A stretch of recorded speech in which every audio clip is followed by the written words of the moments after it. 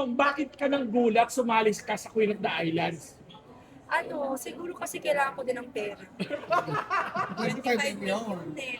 Kahit Hindi sino pa ba sa dami ng endorsements mo? Kulang pa ba? Pero ibang klase yung 25 million. Also, I'm a lover of pageantry. Palagi kong first love ko ang pageantry. So, now that I'm given the chance to share the stage with my lovely sisters and especially may Atisa Manalo tayo dito. Marami pang mga grabe veteranang pageantera talaga ng mga kasama natin. So, I'm just really excited to share the stage with them. Anong gagawin sa 25M? Anong gagawin ko? Bibigyan ko muna kayo. Yun! Ay, on the record yan ah. On the record yan. Ako manalo. Ikaw din Oh. daw. Kaya kailangan mo manalo. Kailangan mo galingan. Aambulan ko kayo. The first Queen of the Islands. Why should you be the first? Queen of the Islands. I think I should be the next queen of The first. the first. I think I should be the first queen of the islands because I do everything with them. Wow. Wow. Julie, yung previous pageant mo. Yes ba yun? Yung previous pageant mo. Yes, he loves it. Oo. I was, I think, 20. Kiyas ng Pilipinas. Basta very young version of me. Do you realize din na Ayan si AZ. ang laki na ang strong ng stage presence mo during that time? Kahit top 10. That time po kasi, ang goal ko lang po talaga sa pageant nun is kumuha ng pera. Hindi talaga para manalo. Kahit na backstage 1.5, okay na ako doon. Yun yung goal ko lang talaga nun. And it was my first ever national pageant. So, sobrang happy lang ako talaga na ma-experience ko. Ngayong may pageant background ka, ano mas mahirap? Mag-train for a pageant o mag-memorize ng script, maging artista for GMA? I think pageantry because it's a commitment. Although lahat naman ng ginagawa natin kailangan po ng commitment.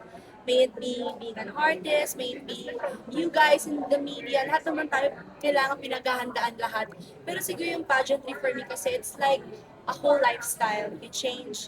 Hindi naman you change. You train yourself to be a beauty queen, to be a queen yourself para mas tingnan ka ng mga tao as a queen, you know? And you have your advocacies na kailangan mong sundin. So, ang dami mong ititrain. Hindi lang walk, hindi lang media training, hindi lang yan lahat. It's your whole self na kailangan mong ibahin para maging queen ka talaga or you deserve the crown. So, Sabi ng mga fans, ano daw ang tinutulong sa ni Anthony sa Queen of the Islands? Anong klaseng tulong at ang mga messages ang sabi niya sa'yo?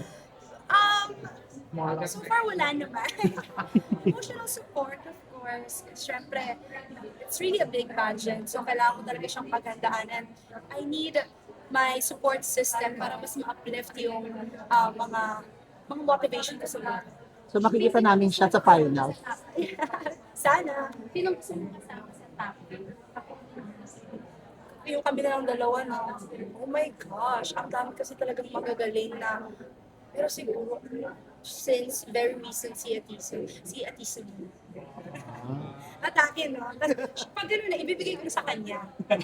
Isa ikaw na, ganun pa rin. Paano yung 25 eh, marami. Sinabi ko kay Atisa yan.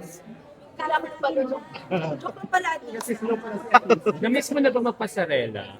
Oh, yes. Oh my Oo. gosh. I think, maybe because I did it my whole life, medyo safe zone ko siya or safe space ko yung stage talaga, especially pag naglalakad ako.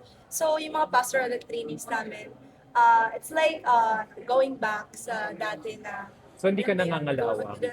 Hindi ka nangangalawang? Nangangalawang din naman kasi kailangan yun ng consistency. And 5 years akong tumigil sa pageantry. So, 6 years na. 6 years na akong tumigil sa pageantry. So, medyo nangalawang. Pero pag nandyan naman na talaga, madali naman. Sino nagtitrain sa'yo? Cebu. Cebu. Yes. Sample intro naman, please.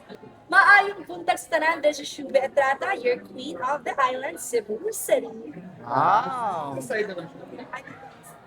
Sample intro.